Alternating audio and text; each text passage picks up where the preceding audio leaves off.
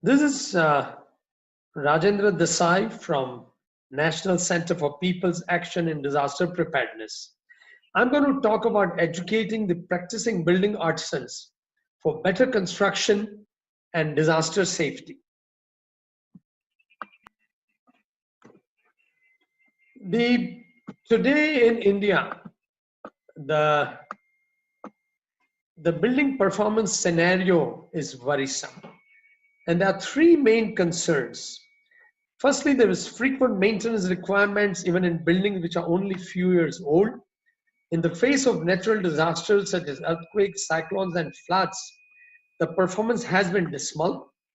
The longevity has been dropping so fast, and this is valid for urban as well as rural buildings, and is also valid for organized as well as unorganized building sectors. Now, in case of masonry constructions of all kinds, one sees gross violations of basic rules of masonry rather routinely.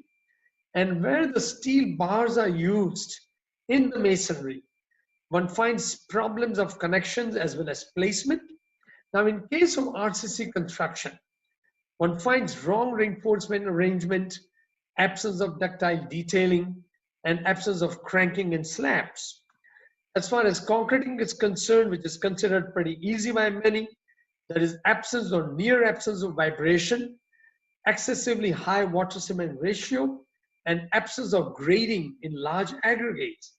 Now, these shortcomings at various stages of construction contribute to reduce longevity and increase vulnerability.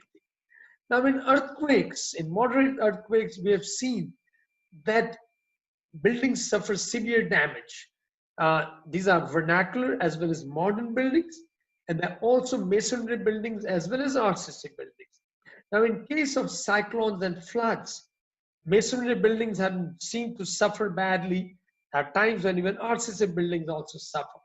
Now, there are several reasons for this, but the most noteworthy is a grossly inadequate know-how and skill with those who are constructing, namely the building artisans. And these include masons, bar benders, shuttering carpenters, concreting persons, and definitely also the building contractors. Now, looking at the overall scenario of building construction know-how and skill, when it comes to building artisans, these are yesterday's construction laborers who were evolved into building artisans or karigar without any formal training and little or no formal education. They learn in bits and pieces.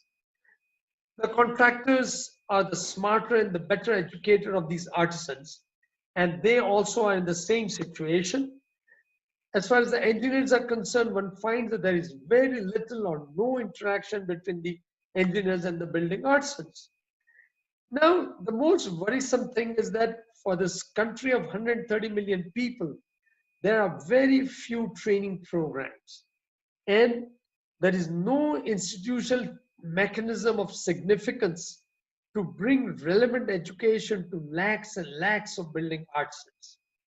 Now, we carried out a Mason survey across the state in Gujarat, which is considered as a developed state, and the findings were shocking. The literacy level of these people, what we found is that 68% are either class 5 or less educated. As far as source of learning of their skill, 89% learn from artisans.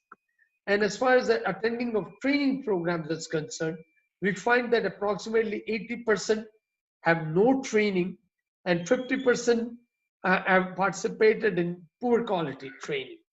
Now, the principal constraints that we find in learning for these people is that most rural masons lead a life of hand-to-mouth survival. With work on hand, few are willing to take no more than 3 days off for training. And since most of them are part-time agriculturists, in some months, that is the priority for them.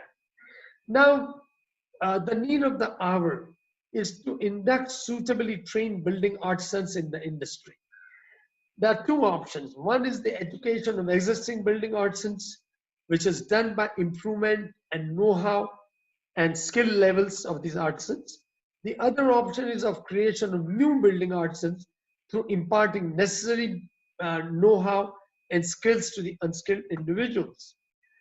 For us at NCPDP, our approach is to work with the existing artisans in rural areas with mobile trainer teams because, number one, future artisans learn from existing artisans.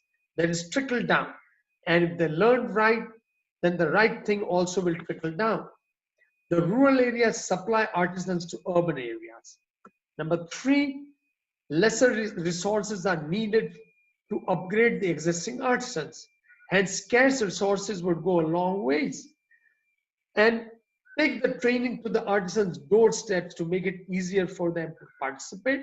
And finally, to create assessment system that is accommodating for semi-educated artisans. Now, we started our initiative long time back in the aftermath of Latur earthquake. But in 2005, we initiated an ongoing training program. And in 2009, this program was modified into a 3-day program with assessment included in it. And in this program now, we have covered no less than 5,000 building artisans. Now, the important attributes of this program is, number one, it is conducted at the doorstep of the artisans in the villages where they live and work. The program is of 3-day duration since overwhelming majority of them prefer that duration. It is done in local language and it focuses on the popular local practices and it covers only the most critical issues considering the time constraint we have. Each participant gets 200 rupee daily stipend to cover the family's food expense. Only the practicing building artisans with a couple of years experience at least are eligible. Apprentices and laborers are not. The detailed assessment is done for each candidate during the training and the successful candidate is given a certificate with a grade. Now, the training requires continuous groundwork in order to register these candidates. Our social workers move from village to village, identifying them, and they try to convince them to give time for learning and let go their daily wage for 3 days. And in return, they collect refundable deposit of 150 rupees in order to register them. In training on the first day, there is classroom sessions, which are done with the aid of posters, videos, and working models. These are conducted at local school or local temple or a community hall in the village, and candidates go home for lunch. On day 2, we have hands-on sessions all day. The work is done on the mock-up, since that gives us total control on what is to be done. And this is accompanied with continuous assessment. Ideally, this is done at the local sites of one of the candidates in the program where all the materials are available. At the end of the program, the materials are returned with whatever reimbursement that is required. On day 3, we have written an oral test. The written test paper is pictorial, and the illiterates are helped with reading of the test paper questions. We also try to sensitize the candidates about the State Construction Worker Welfare Board and about the advantages of becoming members. Finally, the difficult topics are recapitulated. The assessment is done on the Excel-based bilingual assessment sheet. The individuals are not only assessed on the skills, but also on the human aspects such as punctuality, honesty, reliability, ability to communicate. Since we want to do an all-around job, at the end of the project in a program, the qualified people are given a certificate, which is a bilingual certificate in Gujarati and English. And along, this shows the master registration number of the candidate, his photograph, and the brief description of training. And this is given to the individual along with the Excel assessment sheet. Now, in any area with a couple of hundred people successfully completed the training, we organize certificate awarding events. And these are very important for them. It gives them visibility. It also empowers them.